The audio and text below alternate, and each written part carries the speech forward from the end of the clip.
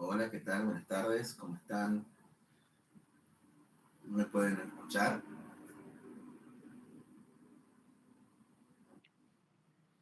Buenas tardes, sí. Buenas tardes, Dolph. Bueno, bien. Bueno, Buenas tardes, sí se vamos escucha, se entrando escucha. los presentes en el link y aguardamos unos momentitos más, así comenzamos la clase de hoy, ¿les parece?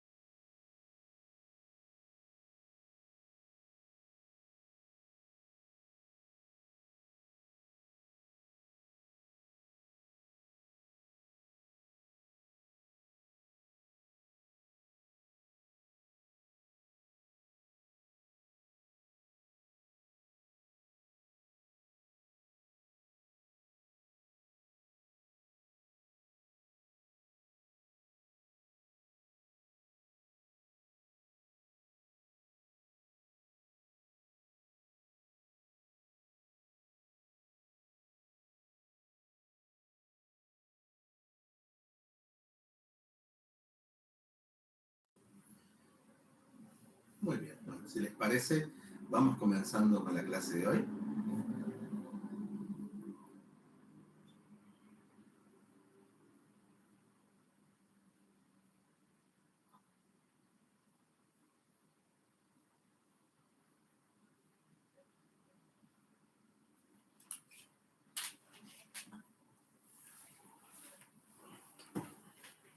¿Me pueden escuchar? Si aquí me dicen que sí, que comenzamos. Bien.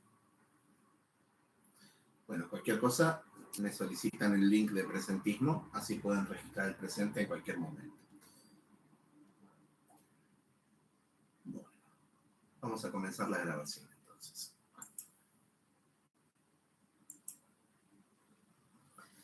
Sean bienvenidos a un nuevo encuentro de nuestro seminario de ética biomédica de la Escuela de Posgrado de la Facultad de Medicina de la Universidad de El Salvador.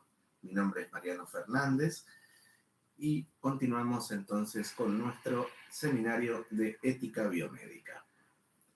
Vamos a buscar la diapositiva que nos corresponde para el día de hoy, recordando que habíamos visto la definición de ética, la definición de persona humana, y ahora vamos a acercarnos un poquito más dentro de estas características del acto humano acerca de la conciencia intelectual y la voluntad.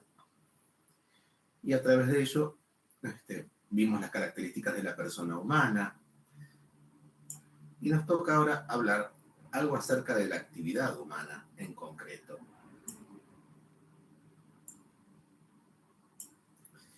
Aquí vamos, entonces.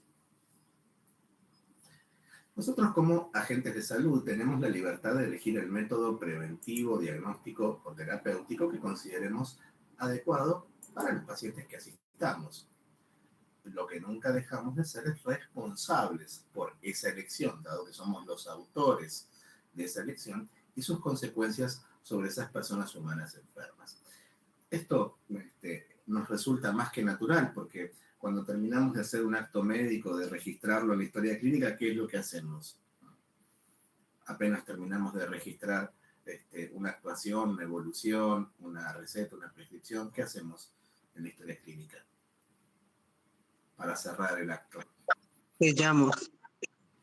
Muy bien, firmamos y sellamos, exactamente, ¿sí? Entonces, damos cuenta que somos los autores de ese acto y nos hacemos cargo de esa situación, o sea, tomamos la responsabilidad de esa acción. Bueno, no crean que todas las profesiones tienen tal grado de puntillosidad y de detalle acerca de lo que hacen y cómo demuestran la forma en la que toman cargo de lo que hacen, ¿sí? No se crean que eso sucede en el 100% de las profesiones, al contrario, ¿sí? ¿Y por qué hablamos este tema de la libertad? Porque la libertad que tenemos no es una libertad absoluta, ¿sí? Justamente el hecho de creer que tenemos una libertad absoluta, no solo los médicos, sino cualquier otra persona, conduce a un falso dilema que antepone lo que sería naturaleza y libertad. Ejemplo, mi naturaleza no me permite que yo, comiendo 200 gramos de piedra, puedo alimentarme adecuadamente, ¿sí? Es decir, estoy delimitado por el orden natural, ¿sí? Más allá de que tenga capacidades físicas y psicológicas de comer piedras, no quiere decir que eso sea un alimento adecuado a mi sistema digestivo y tampoco, bueno, recomendable sanitariamente, ¿no? Para los amigos de gastroenterología podrán explicar mucho mejor por qué no. Pero lo importante aquí es que la libertad absoluta no permite diferenciar entre lo que es una pretensión y lo que es un derecho. ¿Por qué? Porque habitualmente los reclamos que recibimos en el ámbito de la salud son formulados en términos de derechos, cuando en realidad se tratan de pretensiones, ¿sí? ¿Y por qué la pretensión no puede ser diferenciada si pensamos solamente en libertad absoluta? Porque la libertad absoluta no existe, sino que está delimitada por mis capacidades, es decir, mi capacidad de tener actos humanos, ¿sí? Hasta ahí llega nuestra capacidad de libertad. Y hay que ver si esto corresponde o no con el ejercicio de un derecho. Sepamos que en las pretensiones el único referente es el deseo de la persona. Y los deseos pueden ser tanto infinitos como irreales, ¿sí? Cuando los derechos son cuestiones verdaderas, existentes, reales, que están en la realidad, son patentes en la realidad, ¿sí? En la misma realidad, sobre todo de nuestra condición humana. Y los derechos se fundan no en los deseos de las personas, sino en títulos justos. ¿Y qué clase de título justo defendemos nosotros, los agentes de salud? ¿Sí? Quienes trabajamos en la salud, desde la medicina, la odontología, las actividades de colaboración, ¿sí? ¿Qué clase de derechos nosotros defendemos nosotros? Nosotros defendemos lo que se denominan derechos humanos. Los derechos humanos.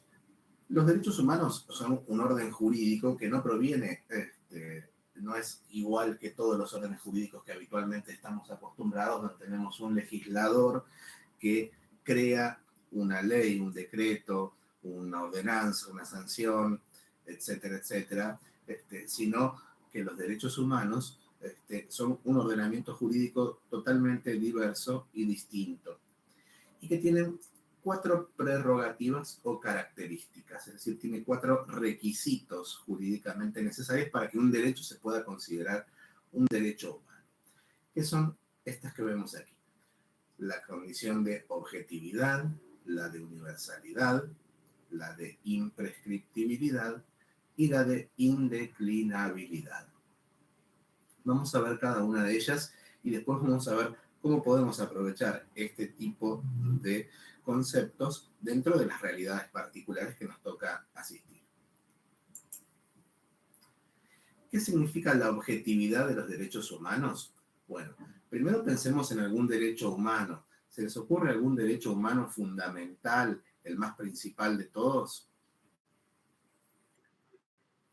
Muy bien, exactamente, el derecho a la vida, ¿sí? Porque justamente mi condición de ser humano es la condición de un ser vivo, ¿sí? Y esto forma parte de la condición humana, ¿sí? Forma parte de mi naturaleza ser un ser vivo, ¿sí? Ahora bien, mi derecho a la vida, ¿es necesario que salga en una ley o está patente en mi condición humana? ¿Qué les parece a ustedes? Pueden contestar por el chat o por el micrófono, como más les guste. ¿Sí? El derecho a la vida. ¿Es que existe porque está en una ley escrita o existe porque existimos seres vivos? Personas vivas.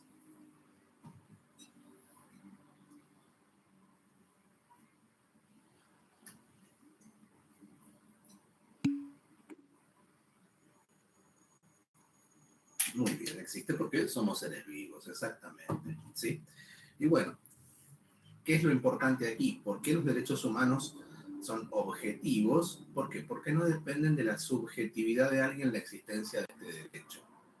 El derecho a la vida no hace falta que esté en ninguna ley, en ningún decreto, ninguna ordenanza, ninguna resolución, etc. ¿Y por qué es esto? Porque en realidad estamos habitualmente acostumbrados a las leyes que, por ejemplo, crean derechos, ¿sí? Pero el derecho a la vida no es creado por ninguna ley. En todo caso, es un derecho reconocido por las leyes, pero no creado en sí por la ley. Pero sí podríamos decir, ¿qué derecho tengo yo a circular con mi automóvil? Bueno, el derecho que crean los legisladores cuando crean la ley de tránsito, ¿sí? Cuando las sanciones promulgan, ¿sí? Esos serían entonces las diferencias entre un derecho subjetivo, que sería la ley de tránsito, a un derecho objetivo, como es el derecho a la vida, porque está patente en mi condición humana, es objetivo. El segundo elemento que tienen los derechos humanos es la condición de universalidad. Básicamente, tenemos un micrófono, a ver si podemos hacer un segundo. Decíamos, tenemos la condición de universalidad, en la cual se fundan las categorías de naturaleza y no de lugar y de tiempo. Es decir, habitualmente la universalidad la vemos descrita como cuando se dice que algo es para todas las personas sin distinción de sexo, género, credo, raza, nacionalidad, edad, etcétera, etcétera, etcétera. ¿Sí? Eso es lo que se suele hacer alusión a la universalidad. Pero para hacerlo más sencillo, todo aquello que sea persona humana será sujeto de derechos humanos y lo que no es persona humana no será sujeto de derechos humanos. ¿Sí? Por lo tanto, podemos utilizar aquí la definición de persona humana, esa que ustedes habían visto, de sustancia individual de naturaleza racional, que podemos ver la condición de individualidad y especificidad de la condición humana, ¿sí? De la persona humana, ¿sí? Y aplicarlo para saber qué es sujeto de derechos y qué no lo es. Y todas las personas humanas son sujetos de derechos humanos. El tercer elemento que tienen los derechos humanos, o condición o prerrogativa, es la de imprescriptibilidad. Acá tenemos que hacer una pequeña salvedad porque la palabra prescripción para nosotros los agentes de salud, los médicos y odontólogos, la prescripción significa receta, indicación. Les cuento que para los abogados, para los juristas, la prescripción es un concepto procesal, es decir, que surge de los procesos jurídicos o de los trámites jurídicos.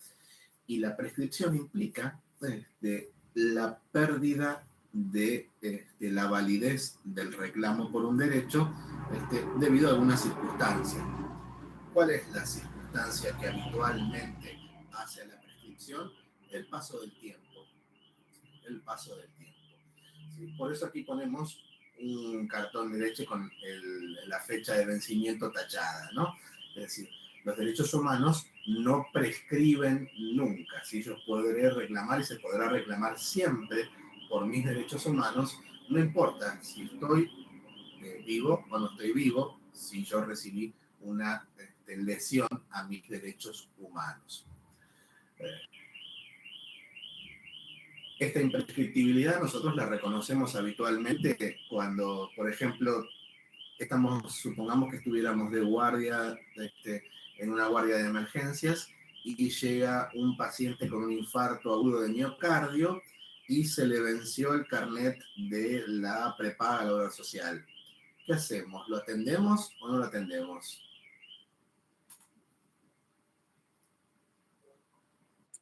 Atenderlo siempre. Muy bien, exactamente. ¿Por qué? Porque reconocemos que su derecho a la vida no prescribe, ¿sí? Su derecho a la vida en ningún momento decayó, ¿sí? Por eso atendemos médicamente. Después veremos cómo se deriva, cómo se maneja y demás el resto de la cobertura, pero tratamos de respetar su derecho a la vida atendiéndolo en esa emergencia vital. Disculpen, aquí hay una alarma que no puedo salir. Discúlpenme, no es aquí en donde estoy yo, pero por fuera se escuchaba una alarma. Disculpen si esto molestaba a la exposición. Decíamos entonces, los derechos humanos son imprescriptibles. ¿Por qué? Porque no tienen fecha de vencimiento, digamos. No importa cuándo. Para una persona de un año, para una persona de 100 años, para una persona que falleció, los derechos humanos siguen valiendo. La defensa de sus derechos humanos sigue siendo válida, ¿sí? Por eso los derechos humanos son imprescriptibles. Y la última condición de los derechos humanos es la indeclinabilidad. Es decir, yo no puedo renunciar a mis derechos humanos. ¿Por qué? Porque no puedo renunciar a mi condición de ser humano. Un paciente puede decidir declinar, recibir determinada maniobra preventiva, diagnóstica o terapéutica, y esto dejarlo manifestado, ya sea en voluntades anticipadas, en las famosas órdenes de no reanimar y demás. Pero eso no significa que se niegan a todo tipo de asistencia, ¿sí? No es que ya ahí, como firmó que no va a recibir determinado tratamiento o no quiere recibir determinada maniobra diagnóstica, preventiva, terapéutica, lo vamos a abandonar. No, al contrario, sino que justamente vamos a seguir con el resto de las cuestiones, ¿sí?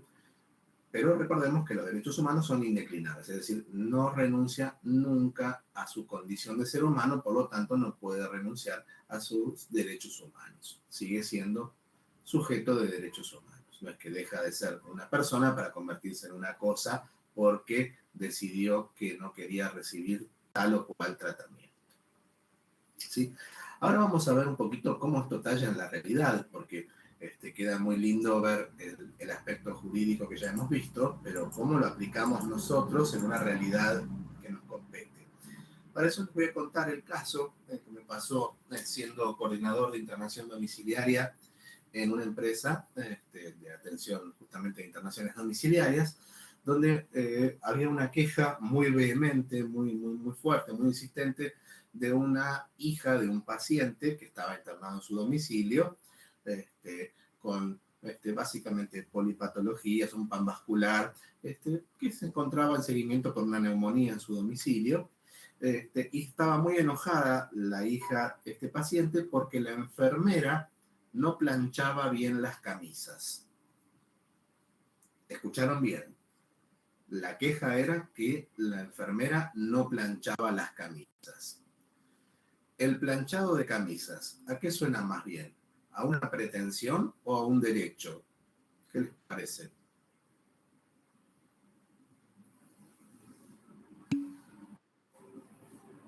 A una pretensión, obviamente, sí, es cierto, es una pretensión. Y bueno, podemos tamizarlo por estas 4 prerrogativas para poder demostrar efectivamente que nos encontramos frente a una pretensión y no a un derecho? Sí, podemos hacerlo perfectamente. Objetividad. ¿Está patente en la naturaleza humana el planchado de las camisas? ¿Forma parte de lo que es la persona humana el planchado de camisas? La verdad que no. No es la forma esencial de la persona humana.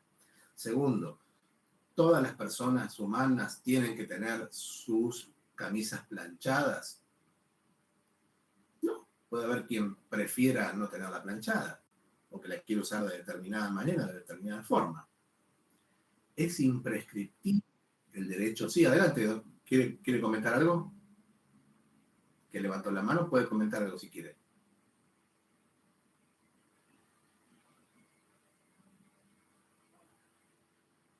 Si no, nos avisa, doctor. No hay ningún inconveniente. Con mucho gusto escuchamos su consulta o su comentario. Desde ya, bienvenido sea. Decíamos, la imprescriptibilidad. ¿Es imprescriptible el planchado de camisas? Y no, muy dudosamente, porque una camisa se deja de planchar cuando ya está deteriorada o cuando el dueño no quiere. Así que no es imprescriptible. E indeclinable, justamente, bueno, sí, cualquiera puede decidir planchar o no planchar una camisa. Por lo tanto, bueno, hablamos con la hija de este paciente y le preguntamos, ¿cómo es esto de que la enfermera plancha mal las camisas? Le pregunté primero, bueno, si la enfermera iba los turnos que tenía que ir. No, sí, viene todos los turnos, no falta nunca. Bueno, ¿se queda todo el turno? Sí, se queda todo el turno.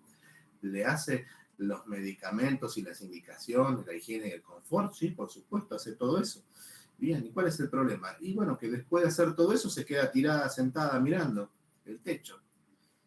La realidad es que la enfermera, si terminó toda su tarea de cuidado, de enfermería, puede quedarse sentadita esperando el final del turno.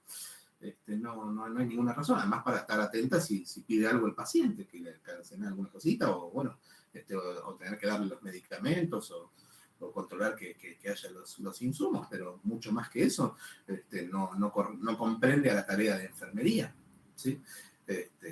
Eso más bien es servicio doméstico, el planchado de camisas. Así que, obviamente, dije que la enfermera no iba a planchar más camisas. Que eso no correspondía y que, bueno, si quiere otra enfermera, veíamos de cambiarla, pero la realidad es que no veíamos ningún motivo para cambiarla. Y no tiene ningún motivo para que la enfermera planche ninguna camisa. Sobre todo eso. Esos servicios de enfermería no es servicio doméstico. Si usted necesita servicio doméstico, contrate servicio doméstico. Pero esto no corresponde a lo que proveemos desde la internación domiciliaria. Bueno, como tenía buen trato con el presidente de la empresa, le fui a contar como anécdota, mire Marcos, lo que pasó con esta paciente, ¿no? Que bueno, que la hija se quejaba de esto. Antes de eso hablé con la enfermera y le pregunté qué le pasaba, que le obligaban a hacer cosas que no son de trabajo de enfermería, y dijo, bueno, yo no sabía si tenía que hacerlo o no sabía cómo manejarlo. Bueno, quédate tranquila que no tenés por qué planchar ninguna camisa más, y más, te doy la orden de que no planches ninguna camisa, no te obligues en eso porque vos ya cumplís bien tu tarea y demás, y si querés seguir estando con este paciente o querés cambiar de paciente, me decís, y te cuidamos porque no tendría que haberte hecho este maltrato laboral, no corresponde. Le dijo, no tengo ningún problema, si no plancho más camisas, sigo con este paciente, no tengo ningún problema, me llevo bien con el paciente, no hay ningún inconveniente. Entonces, bueno, ella siguió asistiendo al paciente. Y después le conté al empresario, al presidente de la empresa, ¿no? Le comento, Marcos, mire lo que pasó con este caso, esto que el otro. No le quiere, bueno, quería que le plancháramos las camisas, y dijo, me hubieras pasado a mí en el teléfono con la señora la próxima vez. Digo, ¿por qué? Digo, porque bueno, si la señora quería planchado de camisas, yo le podía vender servicio doméstico, no sé, no lo tenemos en la empresa, pero lo podríamos armar, la división de servicio doméstico, y les cobramos un servicio extra. Hoy obviamente la enfermera no tiene que planchar nada, ya que no, que ni se le ocurra a la enfermera planchar nada. Pero bueno, cuando es así, pásame, que vemos si podemos armar otro servicio, otra prestación, otra cuestión aquí en la empresa, que obviamente no corresponde al enfermero. Así que bueno, Fíjense ustedes, el empresario la tenía más clara que a veces nosotros, ¿no? Y además por algo él era el empresario y yo el coordinador de internación, ¿no? Él veía una oportunidad de negocio legítimo, adecuado, ¿no? Porque si hay alguien que demanda un servicio, el que lo provee es legítimo que lo ofrezca. Pero bueno, y además también separaba muy claramente lo que era servicio de enfermería, servicio de internación domiciliaria, servicio sanitario, derechos humanos, y lo que son servicios contratables por fuera, ¿no?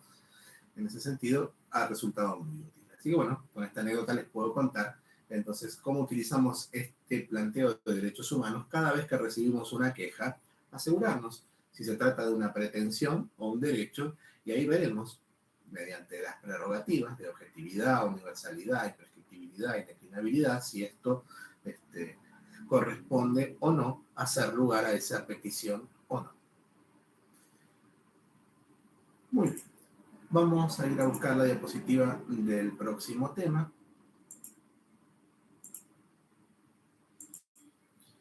Denme unos instantes. Aquí estamos. Nos toca entonces ahora hablar de la determinación ética del acto humano. ¿Sí?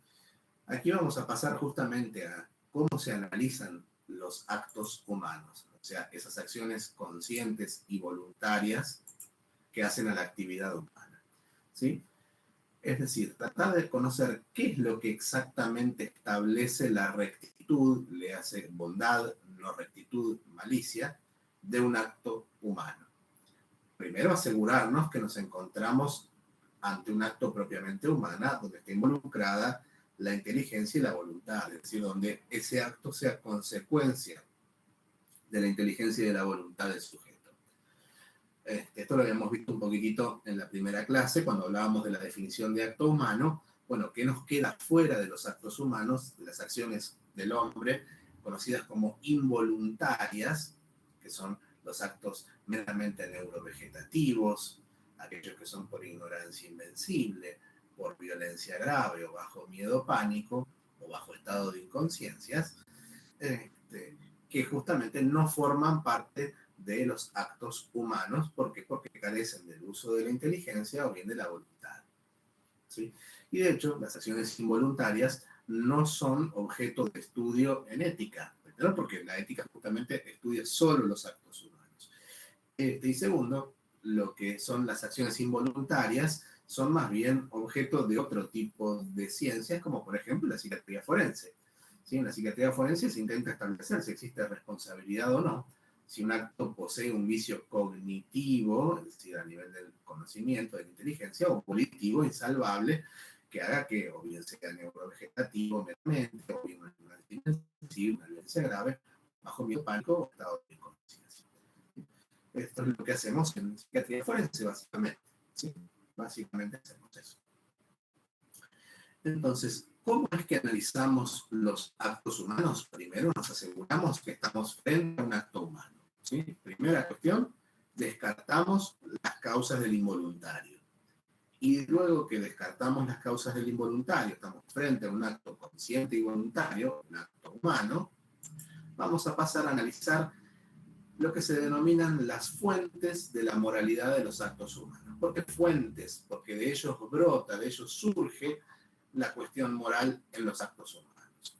Y son estas tres que vemos aquí: el objeto, el fin y las circunstancias. Ahora, cada vez que ya sea la doctora Kaminsky o yo les preguntemos cómo analizan determinado acto humano, cómo analizan un acto humano, ustedes van a responder objeto, fin y circunstancias.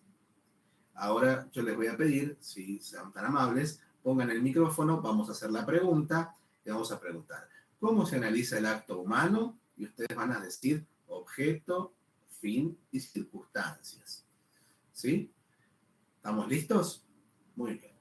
Entonces pregunto yo, ¿cómo analizan el acto humano? Y ustedes contestan Objeto, fin y circunstancias. muy bien. Vamos una vez más todos juntos. ¿Cómo analizamos el acto humano? Objeto finalizado. Muy bien, mejor todavía. Ahora vamos con convencimiento, con emoción. ¿Cómo analizamos el acto humano? Objeto Objeto, fin fin, circunstancias. circunstancias. Muy bien. Qué bien que lo aprendieron. Qué buen profesor que soy. Obviamente estoy haciendo una pequeña humorada, un pequeño chiste, ¿no? La realidad es, ¿por qué hacemos este paso de comedia? No es por faltarles el respeto a ustedes. Cuando yo era jovencito, se le decía maestro Ciruela, ¿no? En realidad es porque, más allá de esta cuestión humorística que estamos haciendo, queremos que estos tres conceptos se los lleven porque no solamente son útiles para bioética, para ética biomédica, para ética profesional, sino también que son útiles para la vida cotidiana. Cada vez que uno tenga una duda sobre cómo actuó determinada persona, lo tamizamos por objeto, fin y circunstancias y ustedes siempre van a tener una respuesta que les permita tener claridad acerca del tema. Obviamente no lo vamos a hacer con cada uno de los actos que hace cada persona que nos rodea, pero cuando nos quedamos con alguna duda, cuando volvemos a casa, nos quedamos pensando en algún caso que atendimos, alguna situación que haya pasado, tanto en lo laboral como en lo personal, bueno, es una excelente guía de reflexión acerca de la realidad serena, pero que permite iluminar lo que ha sucedido para poder determinar nuestro siguiente acto. Vamos a ver cada uno de ellos. Les voy a pedir sobre todo atención en la definición de objeto, no porque sea quizás el tema más complejo de la asignatura, sino porque es el que más les va a ayudar en la comprensión de la asignatura y de la cuestión moral en general o ética general. Objeto habitualmente se define como la relación o proporción que posee para la perfectibilidad del hombre. Para poder entender qué es el objeto moral, o el objeto, aquí, tenemos que tratar de pensar, por ejemplo, que el acto humano es algo tridimensional. Tiene una primera dimensión psicológica, una dimensión física, y además tiene una dimensión ética o moral. Vamos a ver qué sucede en la realidad. Supongamos que estuviéramos en el aula, ¿no? Estamos en el aula presencial en la facultad, estoy yo ahí dictando clase con ustedes y veo que hay un teléfono celular sobre un pupitre, tomo ese teléfono celular, me lo guardo en el bolsillo y me retiro del aula y me retiro del edificio. Lo mismo si ese teléfono celular me pertenece a si no me pertenece. ¿Qué les parece?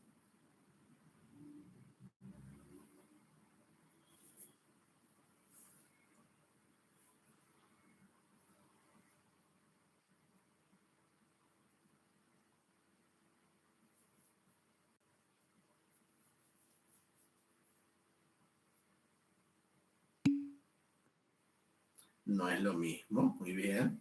¿Qué estaría haciendo si no me pertenece ese teléfono celular? ¿Sí? Está el profesor dando clase, el teléfono arriba de la mesa, es un hurto, exactamente, está robando, exactamente. Está robando el profesor, está robando el doctor Fernández. ¿Sí? Fíjense que la acción psicológica y física de tomar el teléfono celular de una mesa, guardarlo en el bolsillo y salir de un edificio es lo mismo, pero dependiendo de la pertenencia, moralmente significa algo distinto, claramente distinto. ¿Sí? Si no me pertenece, estoy robando, estoy convirtiéndome de un profesor en un ladrón. ¿Sí? Me estoy constituyendo como ladrón, cuando tenía que dar una clase. ¿Sí? Y esto afectando, obviamente, al legítimo dueño y usuario de esa propiedad. ¿Sí? Entonces, fíjense que el objeto moral, para tener una clave, cuando tenemos que definirlo, tratamos de responder a la pregunta qué se hace físicamente, psicológicamente y moralmente, y eso que se hace al fin perfección y felicidad tanto de quien actúa como de quien recibe el acto. Esa es la pregunta que les va a servir hacerse para definir el objeto moral. ¿Eso que se hace es bueno para quien actúa y para quien recibe? Y ahí vamos a poder definir si el objeto es recto o bueno, si es no recto o malo, u objetos neutros. Con una salvedad que en el ámbito de las ciencias de la salud no existen los objetos neutros. Un objeto neutro podría ser, por ejemplo, bueno, elijo utilizar un ambo de blanco, pero de determinada marca y no de otra. Eso no cambia el acto médico de una asistencia médica, ¿sí? Pero sí lo cambia si hago asistencia médica como corresponde, ¿sí? O decido hacer cualquier otra cosa que no tiene nada que ver con la asistencia médica, ¿sí? No sé. Me pongo a charlar de poesía y no tiene nada que ver con asistencia médica, ¿sí? No hago nada de lo que tengo que atender médicamente. Puedo charlar de poesía con un paciente, obviamente, pero primero tengo que asistirlo, ¿sí? Asistirlo médicamente, ¿sí? Y después, bueno, sí, si existe otra cosa, otra actividad, otra cuestión, otra cuestión para compartir, desde ya que sí. Sobre todo si tiene un valor terapéutico, ¿sí? Pero la realidad es que el objeto es fijarse desde el punto de vista científico, ahora sí, entrando en la ética médica, o la ética profesional, para los amigos odontólogos también, es si eso que se hace al bien tanto de quien actúa como de quien recibe la acción. Y entra toda la consideración científica que ustedes puedan poner. ¿Es un acto conforme a la lex artis o la ley del arte o ciencia médica, ¿sí? De la ciencia de la salud? Bueno, entonces será un objeto recto. Si no lo hace, será un objeto no recto, ¿sí? Por eso, cuanto más aclaremos el objeto, es eso que se hace, y eso que se hace es adecuado para quien actúa y para quien recibe, bueno, tendremos un objeto recto. Seguimos con la finalidad o fin, porque las acciones no se dan en sí mismas, sino que pertenecen a un sujeto, una persona que las realiza a su vez en orden a algo con determinada intencionalidad, es decir, el fin hace alusión a la intención de quien actúa, ¿sí? Y esa intención, vamos a analizar si eso que quiere lograr, ese resultado que quiere lograr, es bueno para el que actúa y para el que recibe. Aquí la clave estriba en que establezcamos qué es lo que quiere lograr el que actúa cuando actúa, ¿sí? ¿Qué es lo que quiere lograr quien actúa cuando actúa? Y aquí tienen una frasecita de ayuda a memoria. Hago la acción, esto que hago, si es bueno para mí que actúo, para quien recibe, y para qué lo hago es el fin, ¿sí?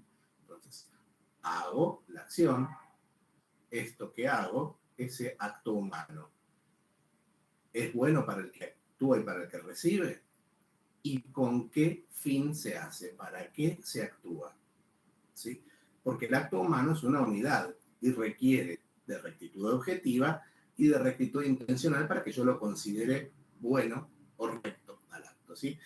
Como ven, estamos haciendo una especie de microcirugía del acto humano, ¿sí? Es muy puntillosa la ética en este respecto, pero justamente esa puntillosidad es la que nos va a ayudar a definir las cuestiones concretas en la realidad misma. Vamos a ver entonces ejemplos que nos permite esta situación de objeto y fin, tanto recto como no recto. En un objeto recto con un fin recto, vamos a obtener un acto recto. Ejemplo, tengo un paciente que viene a consulta con una angina pultácea, lo reviso adecuadamente, le tomo la muestra del hisopado faucial a ver si puedo detectar para hacer un cultivo o un método rápido para detectar estreptococo beta hemolítico del grupo A.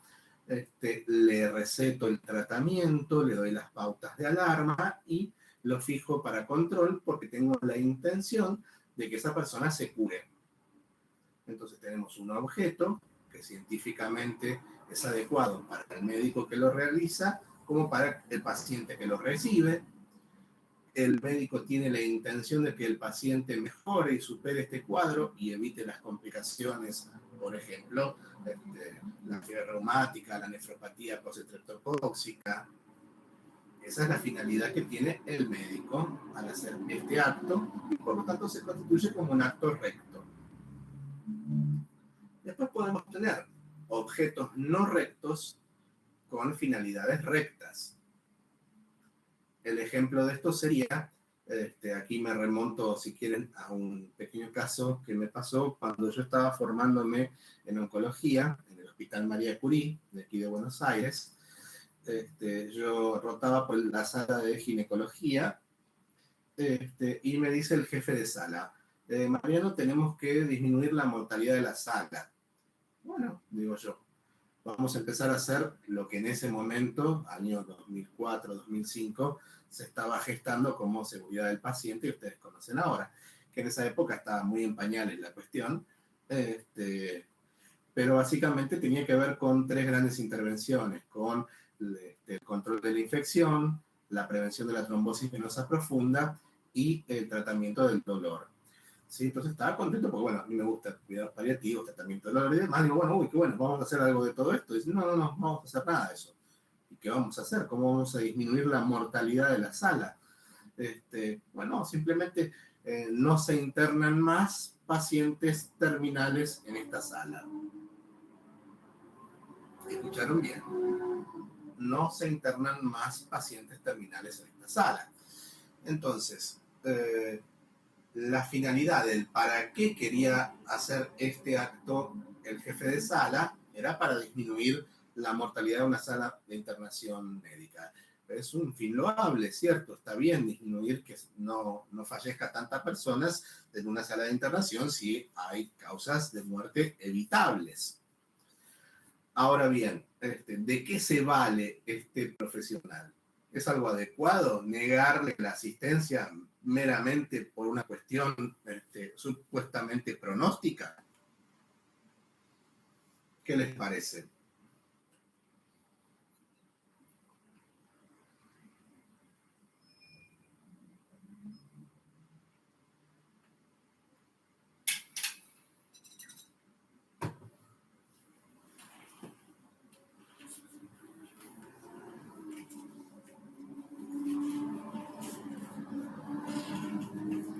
¿Estamos de acuerdo con que no se internen más pacientes solo porque tienen mal pronóstico?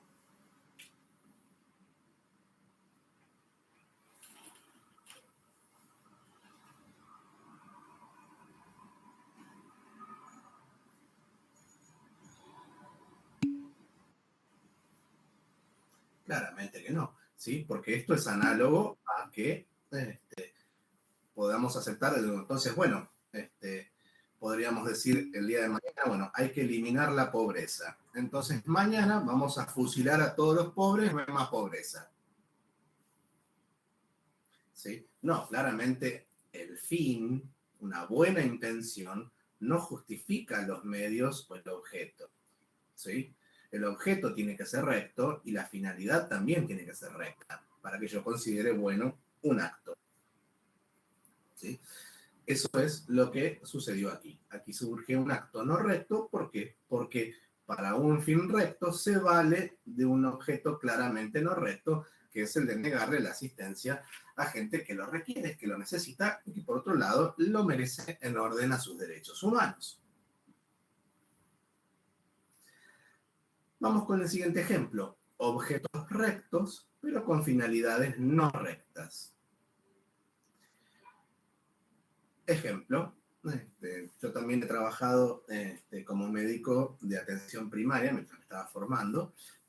Trabajaba en salitas de atención primaria en el conurbano de la provincia bonaerense, donde teníamos guardia de atención primaria. ¿Sí? Y allí, en esta época que fue que año 2003, si mal no recuerdo, estamos hablando sí, de la prehistoria ya casi, más de 20 años, existía una asignación monetaria que entregaba el Estado a las madres o padres de niños que pudiesen demostrar que asistían al colegio y además tenían al día su libreta sanitaria, es decir, sus vacunas y controles pediátricos. Era, bueno, una asignación monetaria que se da por esta cuestión. Entonces, yo estaba de guardia. La guardia, obviamente, no trabajaba haciendo esto, sino urgencias y emergencias. Pero viene una madre conocida en el barrio que me trae un paquete de facturas. Dice, doctor, vine a traerle unas facturitas si le gustan. Ah, bueno, muchas gracias. Se quiere tomar un café porque no tenía pacientes en ese momento, ni nadie en la sala de espera, no tenía pacientes adentro de la guardia, estaba libre, entonces, bueno, la invité a pasar y, bueno, le dije si quería tomar algo o no, bueno, con el paquetito de facturas y demás, que se veía muy, muy, muy ricas, ¿no? Estos productos de panadería dulce, ¿no? Muy, muy, muy ricos.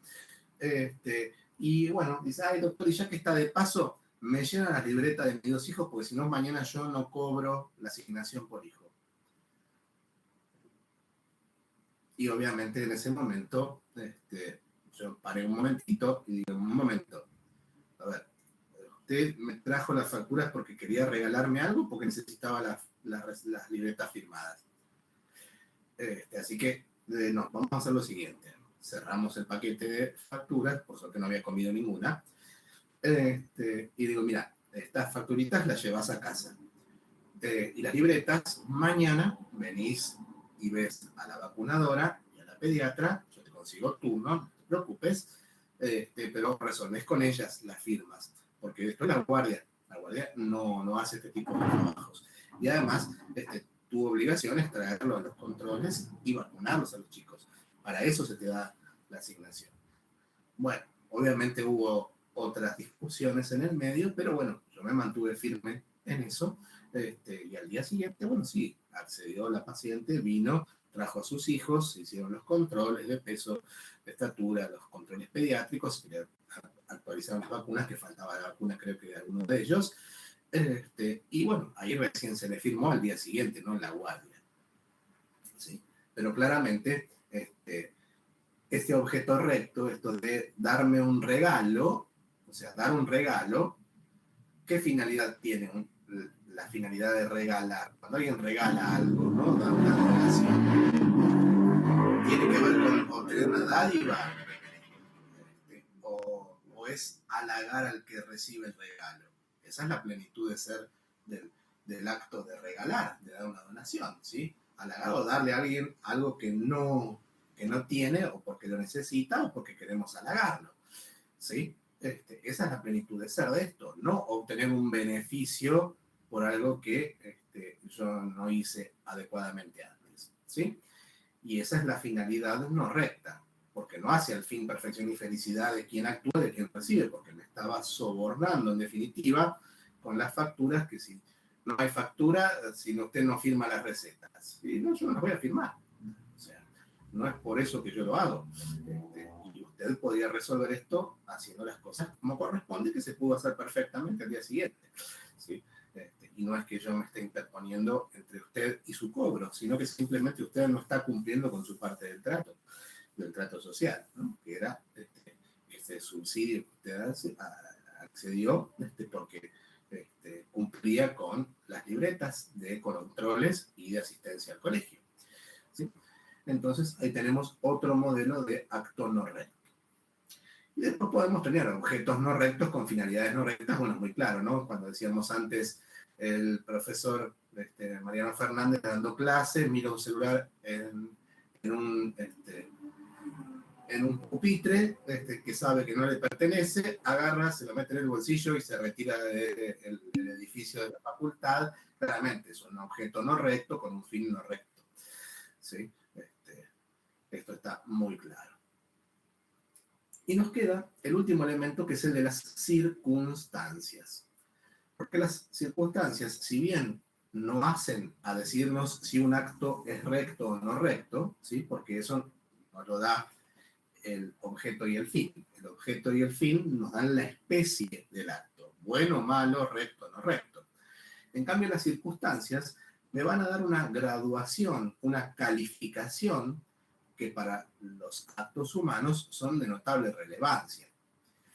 Ustedes seguramente sintieron a veces cuando escuchan las noticias policiales, ya sea por los diarios o la televisión o las radios, o bueno, por internet ahora, ¿no? Los streaming y demás, escuchan la noticia y dicen, bueno, fue un homicidio con premeditación y alevosía.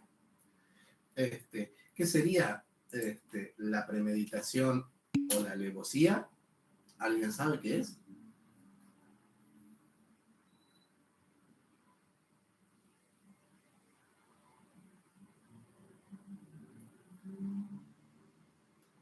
¿A alguien le suena que serían premeditación y alevosía?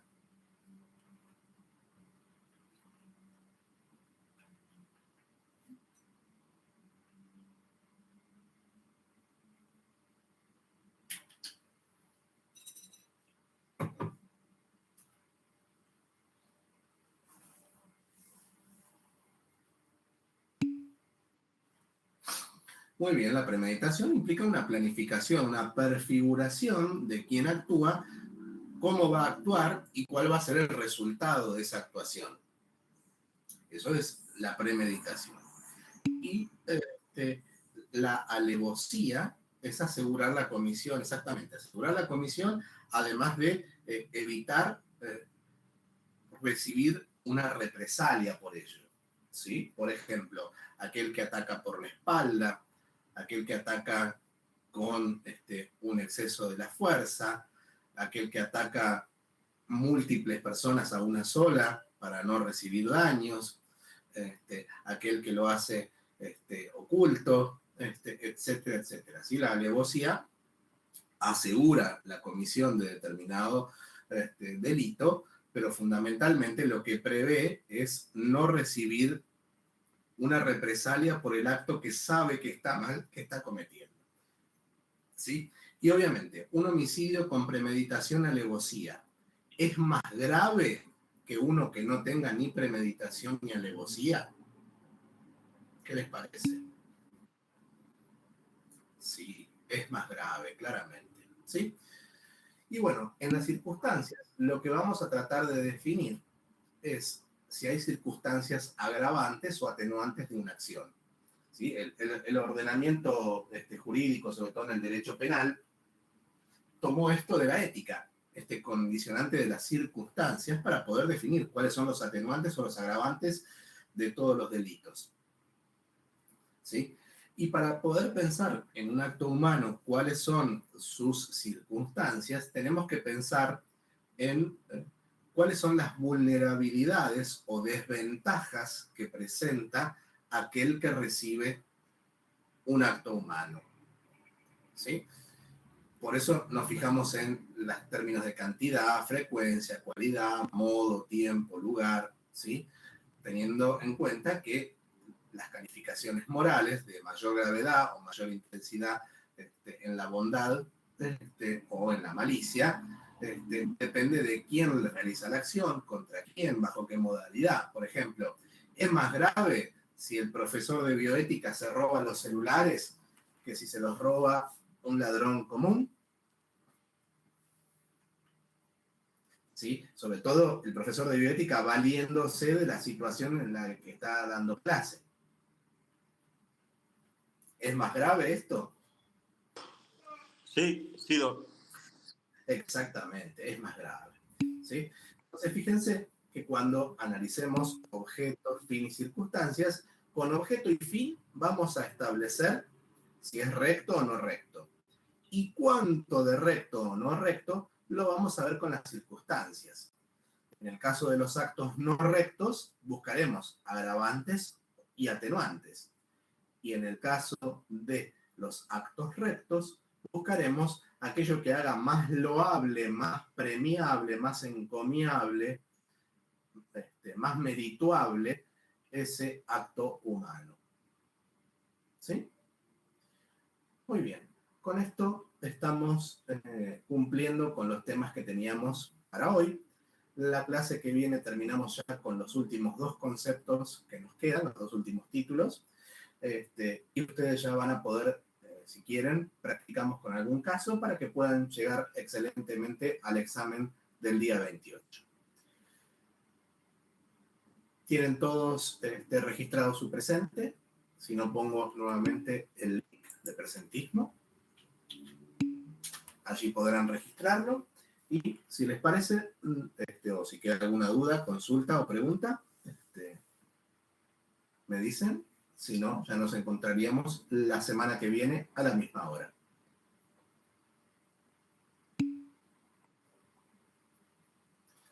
A usted, doctor.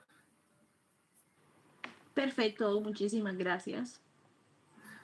A usted, doctora, muchas gracias por el saludo. Bueno, entonces nos estaremos, gracias, doctor Aguas, nos estaremos viendo la semana próxima a las 15 horas. Doctor Martínez, muchas gracias. Doctor Rueda, muy bien, muchas gracias. Muy buenas tardes.